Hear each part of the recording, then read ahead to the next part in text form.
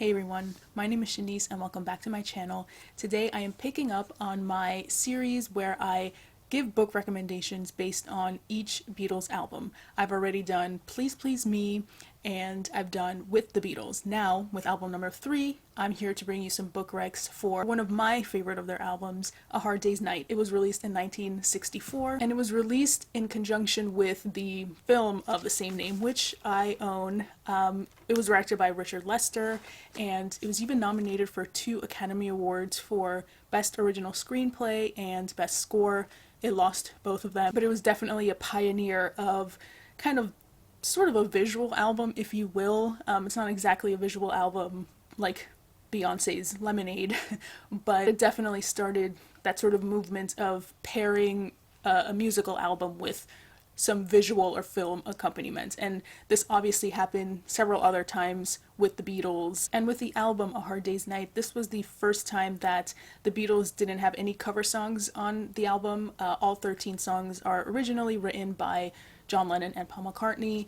It's also the first time that Ringo on an album doesn't sing lead on any of the songs, even though he's the one who coined the phrase A Hard Day's Night. He gave the album its title. George Harrison plays his 12-string Rickenbacker, and on this album he doesn't contribute any songwriting, but he does sing lead for one of the songs. So I'm particularly excited about recommending some books for this because the books I picked are really spectacular, but also just because I have such a fondness for this album in particular. Like I said, this is definitely one of my favorites in the Beatles discography, so let's just begin. So track number 1 is the titular track, A Hard Day's Night. It starts off with that very distinctive and unique chord that people are still sort of trying to figure out.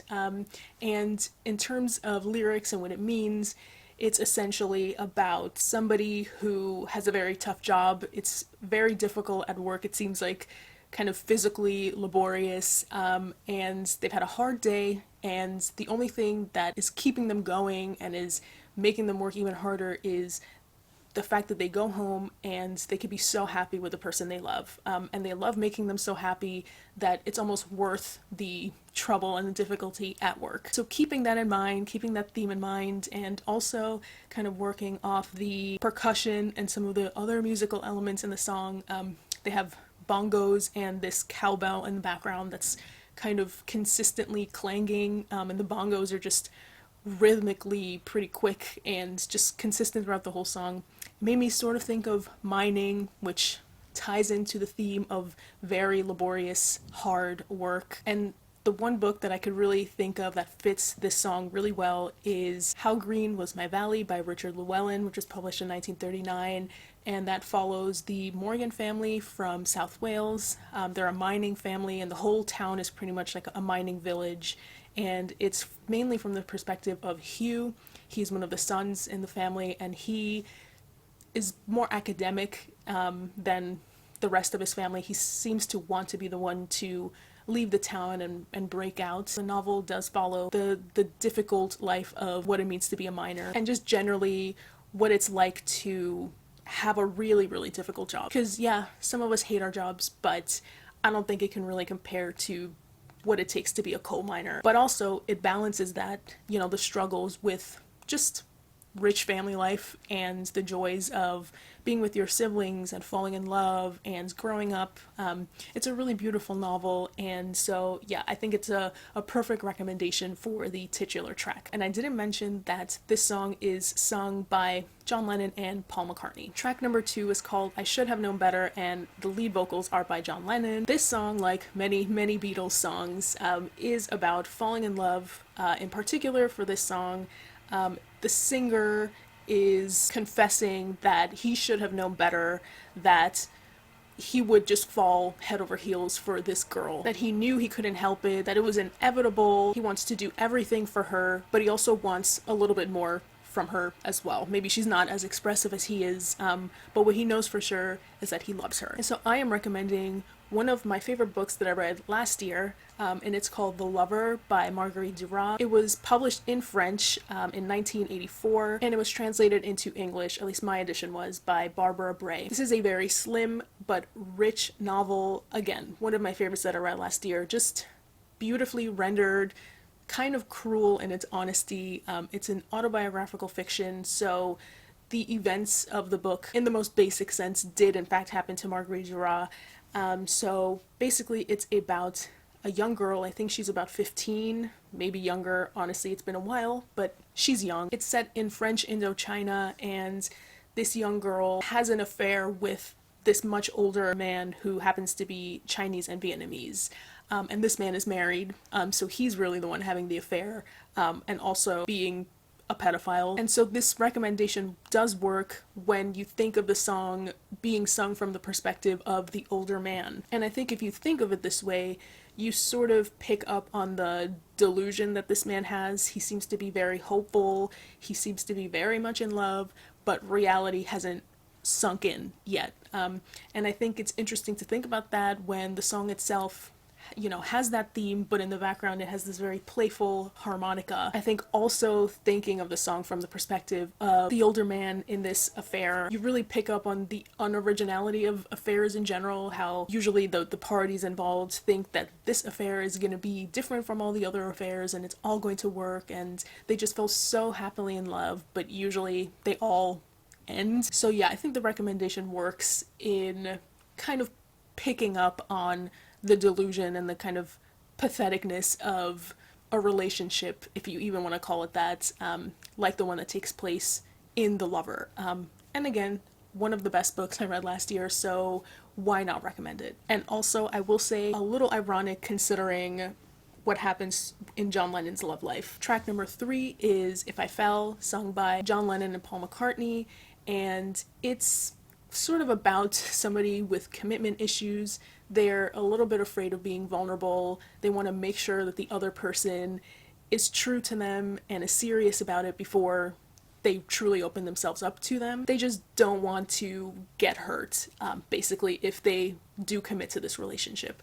And so I'm picking a classic, one of my favorite classics, although I haven't read it in a while, so who knows if upon reread it's still going to be a favorite. But it is Jane Eyre by Charlotte Bronte. This was published in 1847, and I mean, it's pretty famous, so I don't think I have to go into too much detail about it, but I think it works in relation to If I Fell, if you think about it from Rochester's perspective. And I'm not only going to focus on male perspectives. I know I've done that for this song and for the song prior, but trust me, it'll change in a little bit. But yeah, if you think about it through Rochester's perspective, he is kind of terrified of entering any new relationship because of what happened with his first wife. The romance between Mr. Rochester and Jane takes a while to really crystallize, you know, because they're both sort of afraid of getting into a relationship. They have trust issues a bit. They really want to protect themselves, but also they have a big guard up, so neither really knows if the other one truly likes them or if they're just misreading the situation. I also think some musical elements here do match what's working in the novel too. The song itself has a lot of very intricate chord changes that are unexpected, and the novel itself, I would say, is genre bending. I think it goes from the gothic to the romance to the thriller to the sort of religious, back to the thriller, back to like growing up as an orphan, boarding school. Like it blends a lot of different genres together.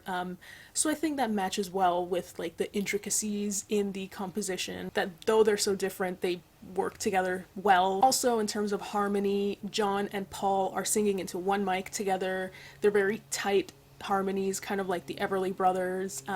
So in my mind, it's much like a relationship where both voices have to work in sync, and once you step out of it, the harmony is broken, which I think makes sense very, very much in what happens in Jane Eyre.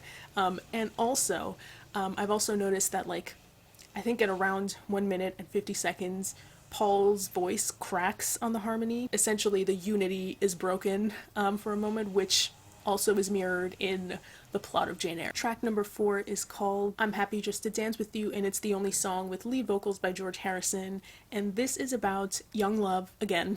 And the singer in this case is just so in love that all he wants to do is dance with the girl that he likes, and they don't have to touch, they don't have to kiss or hug. All he really wants to be is in her presence, and he's thrilled. And I think this just really captures the dramatics of being young and in love. And so I thought of recommending the book Under the Udala Trees by Chinelo Okparanta. And this was published in 2015. And this tells the story of Ijeoma, who is a young girl living in a war-torn Nigeria, coming to terms with her own sexuality in this very homophobic 1960s social environment.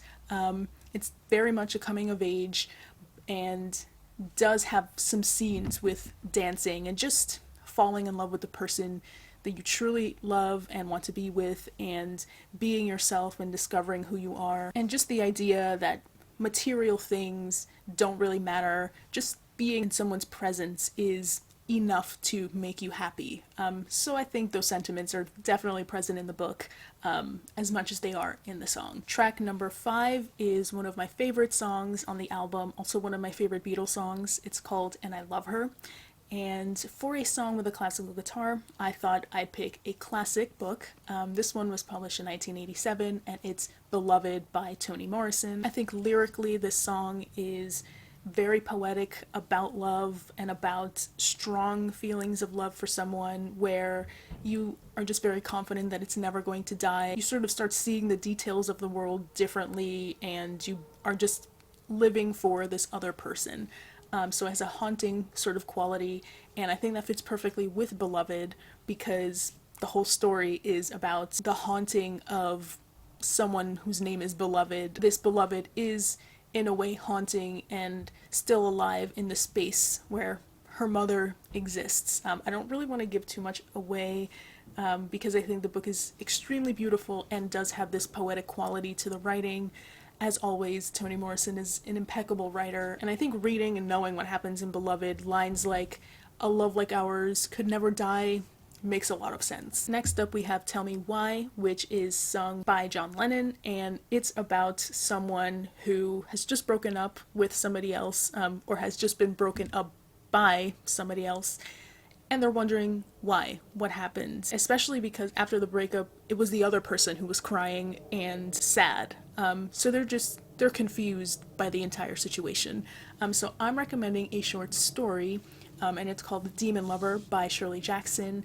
This is one of my favorite short stories. It's actually based on a song itself. There's a ballad called, I think, The Demon Lover, or The Song of James Harris, or something like that. But the story is basically about a young woman who is waiting for this guy named James Harris. They have both planned to get married and to escape, run away, and just live the lives that they really want in a different location.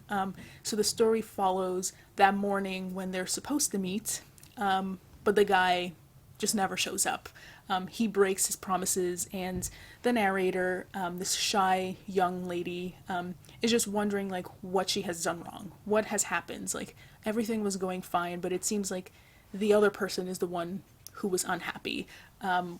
What could I have possibly done? So there's a lot of questioning from beginning to end in the short story. There's always a good excuse to read Shirley Jackson's short story. She's a master, so I highly recommend this. Next up, track number 7 is a very famous one. It's called Can't Buy Me Love, sung by Paul McCartney. Lyrically, it's pretty self-explanatory. It's that you can't make love something material. It has to be something more deep than that. You can't just buy someone off and expect them to love you. You don't need to buy anyone things for them to love you. You have to do more. So I am recommending The Great Gatsby, written in 1925 by F. Scott Fitzgerald.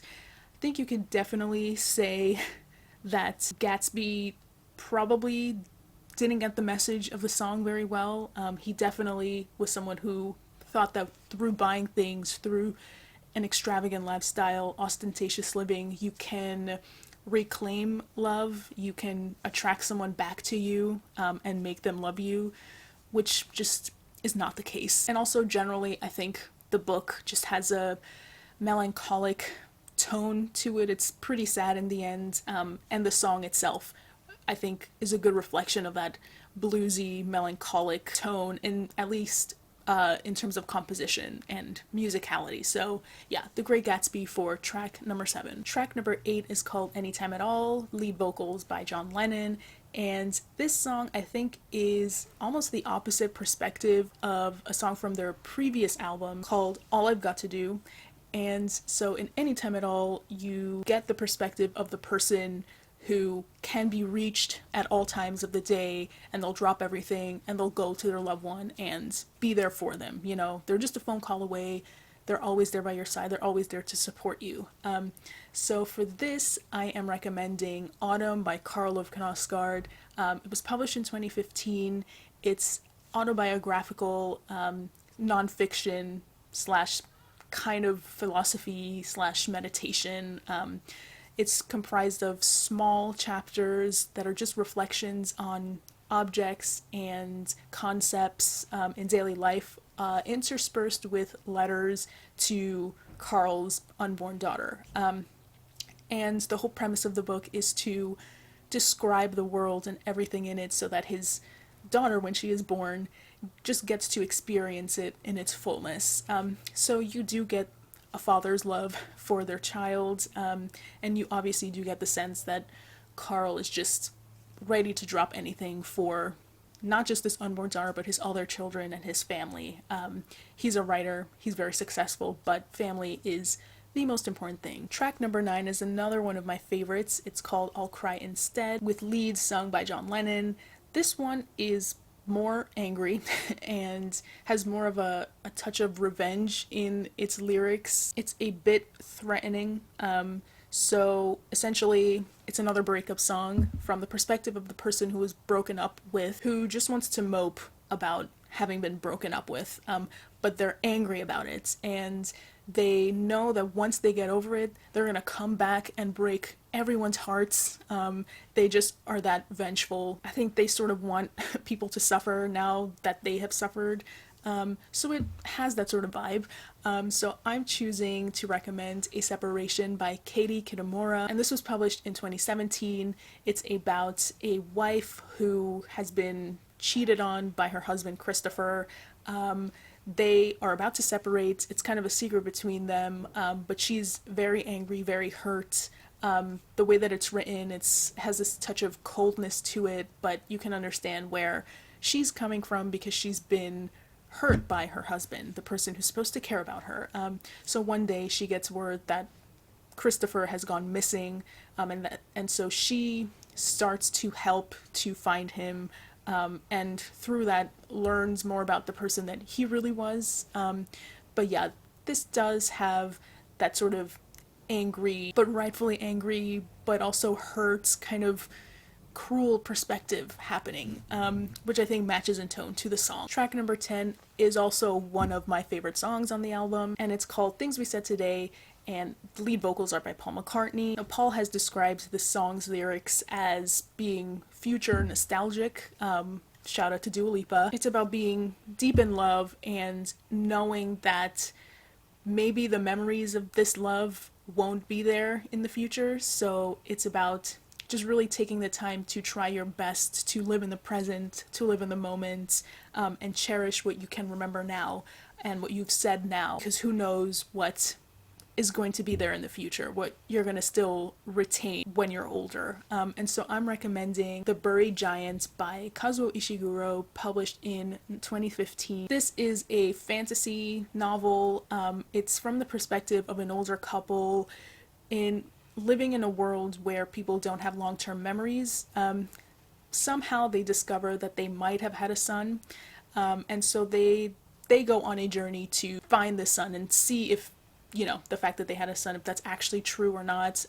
And in that, they're figuring out more about themselves and their love story. So you can think of this recommendation in this book as like the future that the singer of the song is thinking about, where memories of that young love are gone. Next is the song When I Get Home, which was primarily sung by John Lennon. This is about being excited to get home, to tell your lover all the things that you've been meaning to tell her throughout the day. You can't wait to see them, but there's also this ominous underlying clue that the singer, the person, you know, who's narrating the song, is cheating themselves.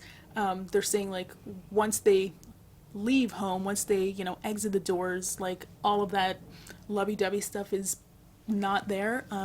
So there's potential cheating happening here. So for this, I'm recommending Sweet, Soft, Plenty Rhythm by Laura Worrell, and this was actually published this year in September. So this one is from the perspective of the women who have been cheated on by this very famous trumpeter named Circus Palmer.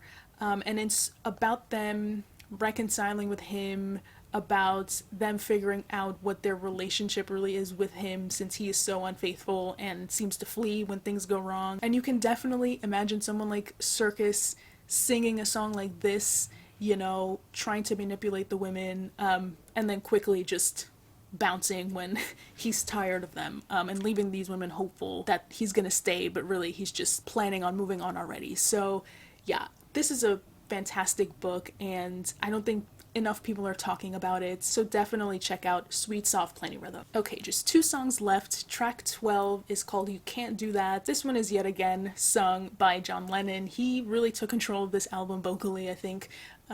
So this one lyrically is about a controlling boyfriend, extremely controlling. He has a lot of tense threats to the girlfriend, telling her you cannot speak to other men because he's going to be extremely jealous, and she can't do that.